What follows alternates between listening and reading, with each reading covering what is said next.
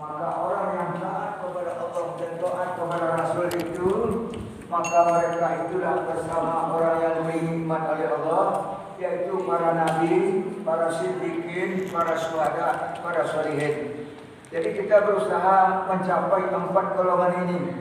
Pertama, kalau kita mau mentaati Allah dan Rasul, baru dapat nikmat Allah, baru dapat hidayah. Pertama nabi-nabi, ada kita nabi-nabi. Kemudian wasiddiqin, tidak pula ada kita siddiqin. Siddiqin yaitu orang yang benar-benar.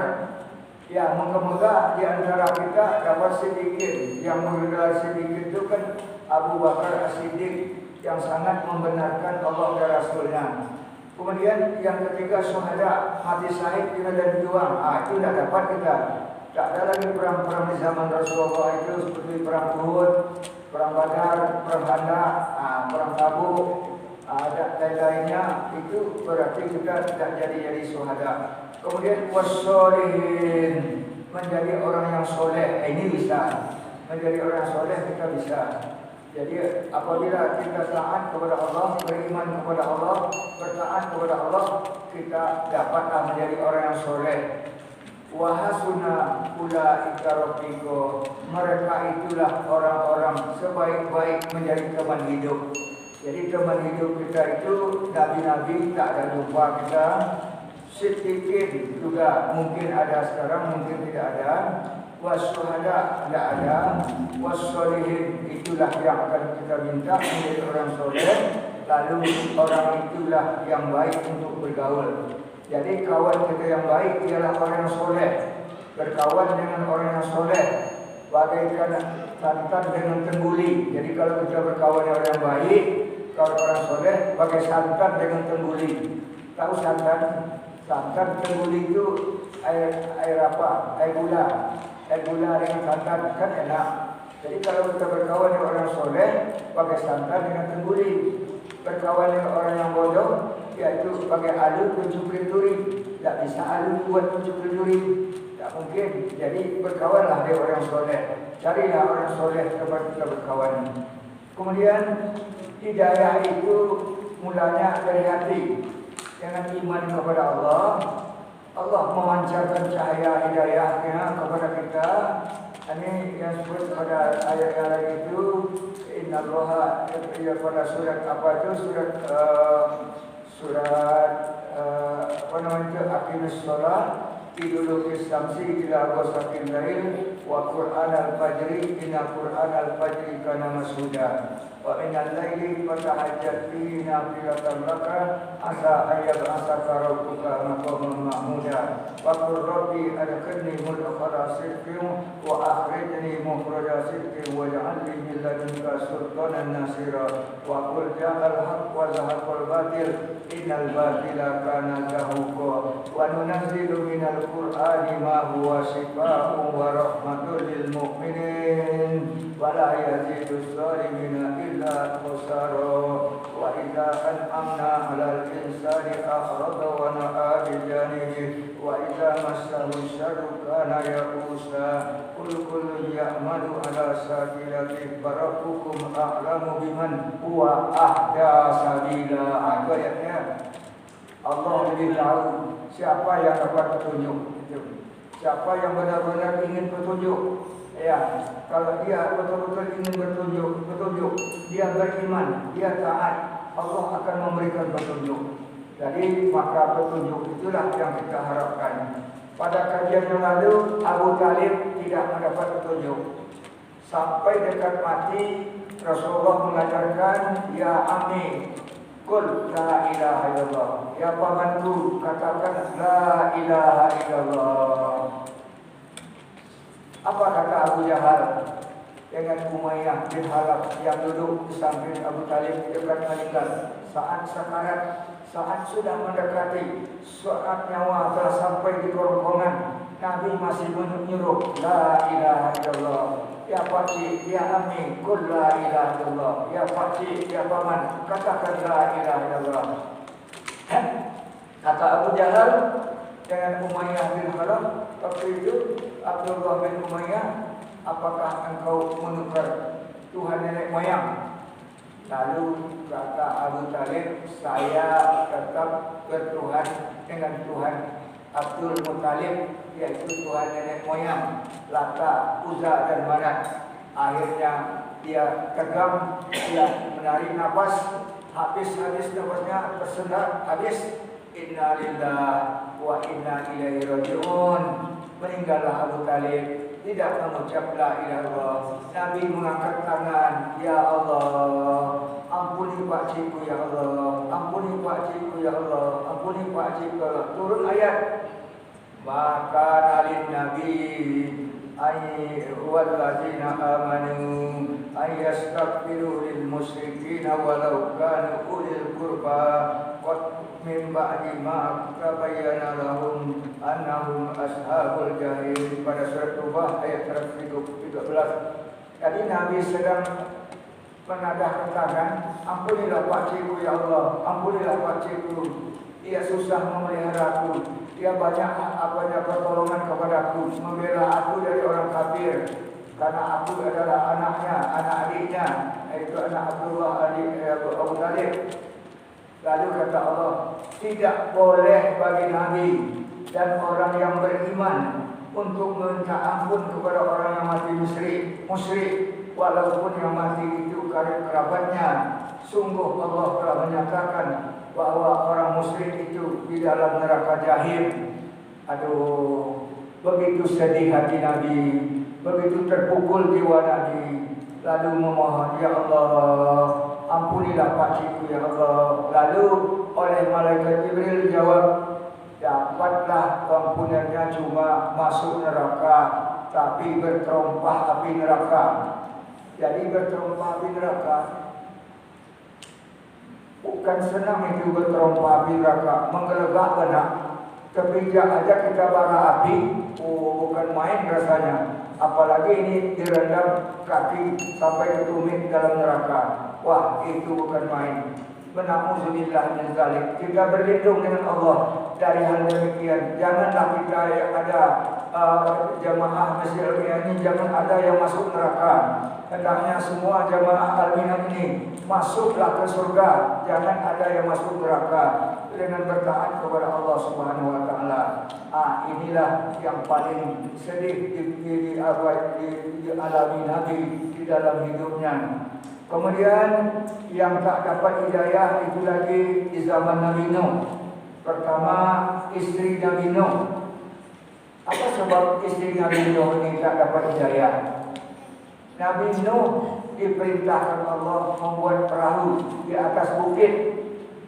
Perahu dia buat di atas bukit, bila kan air datang, kan bikin apa aja tu. Tapi itu perintah Allah. Ya Nuh, ya buatlah batu tu, asna'il fulka, buatlah itu perahu cepat, buat. Kayu yang paling besar ambil, lobangi, buat itu perahu. Lalu oleh kaumnya diketawakan, bahkan dikotori. Jadi mereka jadi tempat buang air perahu Nabi Nuh itu berapa lama. Istrinya juga mencemeh. Ini utama kerja, jangan jadi istri Nabi Nuh. Istri Nabi Nuh, katanya Nabi Nuh gila Nabi Nuh ini. Moga-moga kita tidak ada di sini yang melawan suami, yang mencela suami. Tidak ada. Istri Nabi Nuh sampai katanya Nabi Nuh ini gila, bikin perahu di atas bukit. Bila kan air datang, akhirnya datanglah perintah Allah, Bapak Nur, dapur pun berair, turun air dari langit, keluar air dari bumi. Maka lalu Nabi Nuh memasukkan semuanya binatang-binatang dan manusia yang beriman hanya 80 orang. Dari Nabi yang berdakwah 700 tahun. Nabi Nuh itu kan umurnya 950. Al-Qun ila Hamsin, 1000 kurang 50, jadi 950. Lama berdakwah 700. Orang yang dapat yang beriman 80 orang. 80 orang cuma. lainnya dilindas air, waktu tenggelam. Termasuklah ini istrinya yang tadi menyebut Nabi Nuh itu gila, itu juga mati dilanda banjir, tak masuk perahu Nabi Nuh. Yang kedua, anak Nabi Nuh bernama Kan'an. Apa kata Nabi Nuh? Ya bunayya, hai anakku, ya masuklah ke dalam perahuku. Usluk fulka, masuk dalam perahuku. Apa kata anaknya? Saya akan berenang ke atas bukit. Nanti di bukit itu nanti saya naik kayu, nak kena banjir. Kata Nabi Nuh, tak ada hari ini tempat berlindung kecuali hanya lindungan Allah. Bacalah la ilaha illallah, bertaatlah kepada Allah, masuk ke dalam perahu supaya kau selamat. Akhirnya tak mau anak Nabi Nuh tenggelam dalam banjir. Waktu tenggelam masih berdoa Nabi Nuh, inna ibnati min ahli, sungguhnya anakku adalah keluargaku. Kata Allah, itu bukan keluargamu lagi, karena itu bukan anakmu lagi. Yang anakmu yang taat kepada Allah, yang tak taat bukan anakmu lagi. Maka tenggelamlah Kan'an di dalam banjir besar. Itu disebut yang tak dapat hidayah, padahal ayahnya Nabi, suaminya Nabi. Kan suaminya Nabi itu Nabi Nuh, di bawah lindungan. Daraballahu masalan lil ladzina kafaru imra'atun Nuh wa imra'atun Lut kanata tahta abdaini min ibadina shalihaini fa khanatahuma falam yughniya anhuma minallahi shay'an wa qila da'ulan nar ma'ad dakhilin. Ini pada surat Tahrim. Telah dibuat Allah satu misal kepada orang yang kafir, yaitu istri Nabi Nuh dan istri Nabi Lut. Adalah keduanya di bawah hamba kami yang soleh. Istri Nabi Nuh itu soleh, orang soleh. Istrinya mengejeknya, menuduhnya dari gila. Istri Nabi Lut itu soleh, tapi istri Nabi Lut itu menunjukkan kepada kaum-kaumnya malaikat datang ke rumah Nabi Lut untuk menenggelamkan negeri itu. Dua orang malaikat itu berbentuk laki-laki yang ganteng, yang disukai oleh umat-umat Nabi Lut yang namanya sodomi, yaitu namanya laki-laki dengan laki-laki, perempuan dengan perempuan. Istri Nabi Lut ditunjuknya, kaumku, itu sudah datang ke rumah Nabi Lut dua orang laki-laki yang sangat ganteng, pergilah kalian. Itulah dosa, namanya dosa istri Nabi Lut. Maka istri Nabi Lut itu pun terbenam, yaitu terbenam dalam tanah, yaitu namanya Al-Muqtafikat, negeri yang dibalikkan oleh Allah Subhanahu Wa Taala, dibalikkan ke negeri itu sampai sekarang namanya Danau Lautan, merupakan daerah yang paling rendah di bumi, yaitu 800 meter di bawah permukaan laut. Jadi 800 meter di bawah permukaan laut. Itu negeri itu dicukil oleh Jibril dengan tangannya. Dengan kelingkingnya negeri Nabi Lut dicukil, dibawa ke atas langit, dibalikkan, jatuh ke dalam bumi. Maka menjadilah sekarang Danau Lautan antara Yordania dengan Laut Merah itu sekarang ini. Masih dapat dilihat sekarang, airnya sangat asin, banding dengan air laut, jauh asinnya dari Danau Lautan tadi yang terdalam 800 meter di bawah permukaan laut. Maka istri Nabi Lut dibenamkanlah ke dalam apa tadi, ke dalam daerah atau dalam tanah yang sudah longsor, yang sudah dijatuhkan Allah ke bawah tadi. Maka istri Nabi Lut disitulah terkuburnya. Dan di akhirat disebut lagi masuk neraka. Fakhonatahuma, maka berkhianatlah keduanya, istri Nabi Lut dan istri Nuh. Falam yughniya anhuma minallahi syai'an, maka tidak dapat pertolongan Allah keduanya. Wa qila da'ulan nar ma'a dakhilin, masuklah istri Nabi Lut, masuk istri Nabi Nuh ke dalam neraka bersama orang yang masuk. Nauzubillah min dzalik. Kita berlindung dengan Allah dari hal demikian. Kita berlindung dengan Allah dari demikian, jangan sampai demikian. Ini tentang istri Nabi Lut dan istri Nabi Nuh alaihissalam. Kemudian yang keempat yang tidak dapat hidayah adalah bapak Nabi Ibrahim, namanya Azar. Itu disebut dalam Quran itu Azar. Nabi Azar, bapaknya Azar. Kata Ibrahim, sembahlah Allah, tidak ada Tuhan selain Dia. dia yang menghidup mematikan, kepadanya kita kembali. Kata Azar, hai Ibrahim, bencikah kau kepada Tuhanku? Kalau benci kepada Tuhanku, janganlah mendekat kepadaku. Pergilah engkau dari sini. Begitulah apa kata ayahnya kepada Ibrahim. Lalu Ibrahim angkat tangan, ya Allah, ampunilah bapakku, ampuni bapakku. Lalu turun ayat bahwa doa Ibrahim itu hanya sekedar nazar, tidak diampuni oleh Allah SWT, karena Azar itu mati dalam keadaan musyrik, juga tidak mendapat hidayah Allah SWT. Berlindunglah kita kepada Allah. Na'udzubillah min dzalik. Kita berlindung dari Allah dari demikian. Nah, ayah Nabi Ibrahim pun Azar tak mendapat hidayah Allah Subhanahu wa taala. Dinyatakan bahwa Azar itu salah satu orang yang akan masuk neraka. Kemudian di zaman Musa yang tidak dapat hidayah adalah Fir'aun. Fir'aun mengatakan dirinya Tuhan, ana rabbukumul a'la. Sayalah Tuhan yang nyata, sayalah Tuhan yang tinggi. Begitu katanya kepada Musa. Kan saya Tuhan yang tinggi. Di bawah kaki saya Sungai Nil. Sungai Nil ini, negeri Mesir ini adalah kepunyaan saya. Itu katanya kepada siapa itu? Kepada penduduknya. Bukankah aku ini Tuhan yang Maha Tinggi? Bukankah aku di bawah kakiku ini sungai Nil ini? Bukankah Mesir ini kepunyaan saya? Lalu katanya kepada Haman adalah sekretarisnya. Haman, buatkan aku menara tinggi. Buat menara, bakar batu, buat menara tinggi-tinggi. Aku akan naik melihat Tuhan Musa. Aku khawatir Musa ini pendusta, tidak betul sebagai nabi. Dia untuk menghancurkan kita. Lalu Haman entah jadi buatnya menara tinggi, tapi katanya buatkan aku menara tinggi. Aku akan naik melihat Musa, naik tinggi-tinggi sampai ke dekat langit melihat Musa. Padahal Allah tak bisa dilihat. Allah itu gaib. Nah, la tadrikul absar. Kamu tidak bisa melihat Allah, tapi Allah melihat kamu. Fir'aun ditenggelamkan di Laut Merah, Haman juga di Laut Merah ditenggelamkan dengan 900 kereta kuda. Jadi Fir'aun menyiapkan kereta kuda 900 lengkap dengan tentara senjatanya, lalu mengejar Musa di Laut Merah.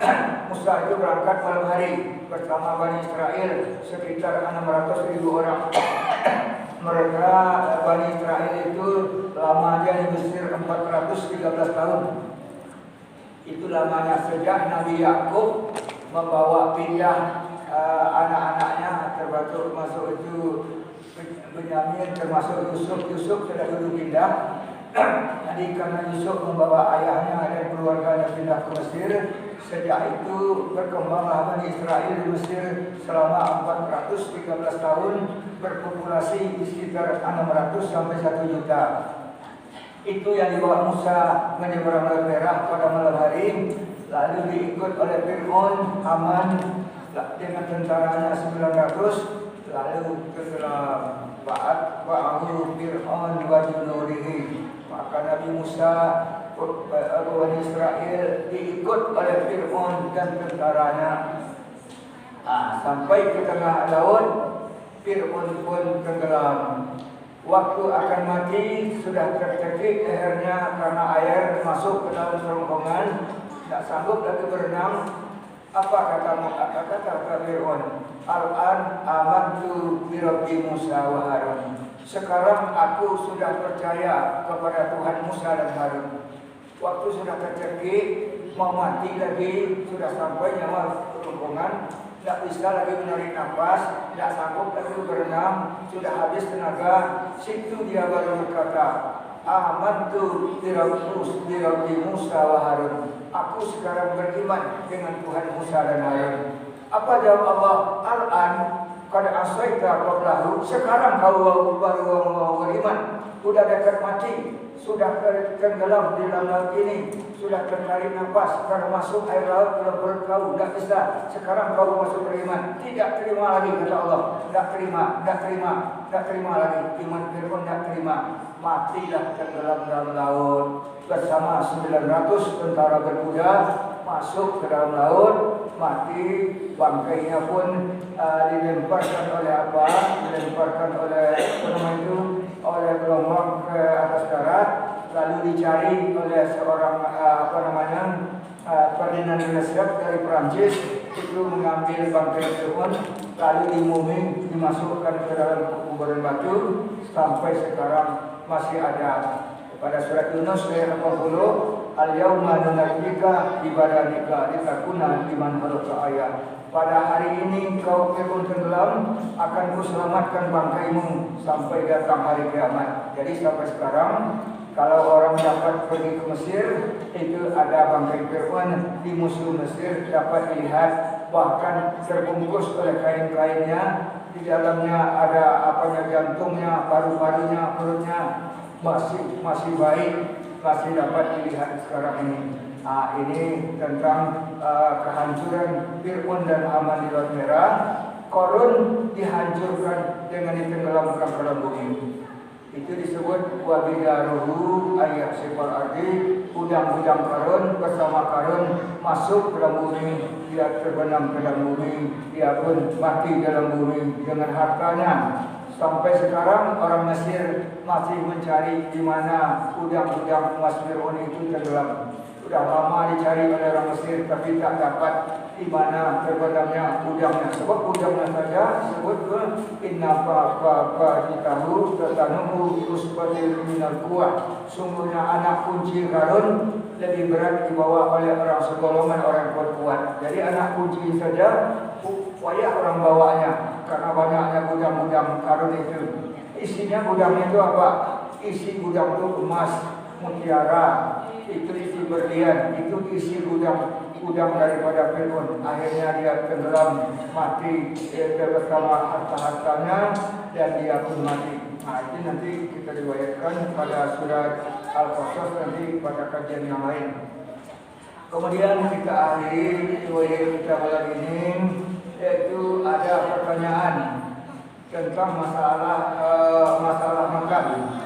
Ada pertanyaan masalah makan, kulu wasrabu wala tusrifu. Makanlah kamu, minumlah kamu, jangan berlebihan.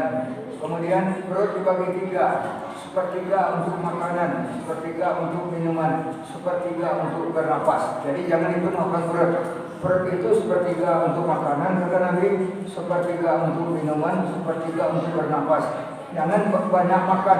Penyakit makan kenyang itu setelah teliti oleh dokter dan para ulama, pertama penyakit makan kenyang itu pertama mengeraskan hati. Jadi hati keras karena banyak makan. Tidak bergetar hati waktu dibacakan ayat, tak bergetar hati karena banyaknya makanan. Jadi mengeraskan hati, penyakit makanan kenyang itu mengeraskan hati. Yang kedua, merusak kecerdasan. Jadi tidak cerdas, orang yang makan kenyang itu tidak cerdas. Makannya sedang-sedang aja baru cerdas. Jadi merusak kecerdasan adalah akibat makan kenyang. Yang ketiga, memalaskan diri untuk beribadat. Kalau sudah makan kenyang, yang enak tidur, bukan enaknya sholat lagi. Jadi tentu memalaskan diri untuk beribadat. Yang keempat, menambah berat badan. Jadi harus diukur badan kita, jangan terlalu berat ya. Jadi kalau berat badan kita bertambah terus, itu nanti bahaya bermacam penyakit. Jadi makan banyak, makan kenyang itu menambah berat badan. Kemudian menguatkan syahwat, ini berbahaya nih. Karena perut itu kenyang, syahwat jadi kuat. Jadi kalau sudah syahwat kuat, itu mungkin terjadi yang tidak baik dari. Jadi jangan sampai makan kenyang itu menguatkan syahwat, itu artinya jadi menderita, jadinya karena menguatkan syahwat. Kemudian teruskan menimbulkan berbagai penyakit. Ini makan banyak gula, diabetes, banyak garam, darah tinggi, ya. Jadi banyak garam itu kan darah tinggi, banyak gula, diabetes. Banyak yang berlemak itu kolesterol. Jadi terlalu banyak makan yang berlemak timbul kolesterol. Jadi menimbulkan berbagai macam penyakit. Itu kalau makan itu terlalu kenyang, terlalu banyak. Kemudian yang terakhir, menolong pasukan setan. Jadi Kalau nafsu kita kuat, setan kuat. Setan itu kuat untuk mendaya kita karena nafsu perut itu kuat. Jadi nafsu itu kan nafsu perut dan nafsu kelamin. Apabila nafsu perut kuat, nafsu kelamin kuat, maka menderitalah orang itu hidupnya. Jadi karena menurutkan nafsu perut dan menurut nafsu kelamin. Jadi menolong pasukan setan. Setan itu apabila banyak makanan perut, dia datang, dia merajalela. Dia menggoda kita kalau makanan sudah banyak dalam perut. Jadi menimbulkan berbagai penyakit, menolong pasukan setan. Obatnya apa? Obatnya puasa sunat dan mempersedikit makanan. Jadi puasa sunat Senin Kamis, umpamanya dalam hadis Nabi Rasulullah SAW ada kalau puasa sunat itu kita niatkan 3 ya. Pertama puasa sunat, yang kedua pengganti puasa yang pernah terabaikan, yang ketiga puasa pahalanya untuk ibu bapak. Itu yang penting. Jadi kita tidak merasa berat puasa sunat karena kita dapat 3. Pertama puasa sunat, yang kedua pengganti puasa yang sudah terabaikan, yang ketiga kita niatkan puasa itu adalah untuk ibu bapak pahalanya. Kan jadi kan betul. Jadi betul-betul kita puasa sunat.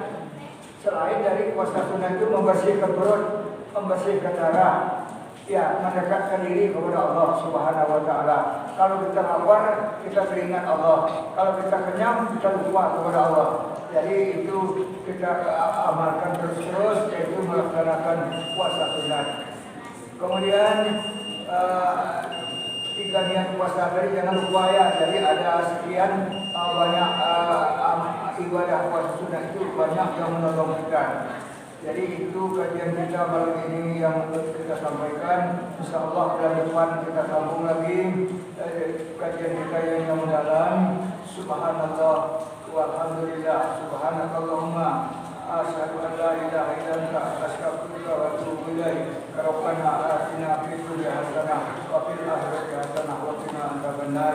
Semoga jemaah Masjid Al-Riyad semuanya dapat hidayah. Semua masjid jemaah muslimin dapat petunjuk, dapat hidayah, dapat ampunan dan masuk surga. Amin ya rabbal alamin. Rabbana atina fid dunya hasanah wa fil akhirati hasanah wa qina adzabannar. Wassalamualaikum warahmatullahi wabarakatuh.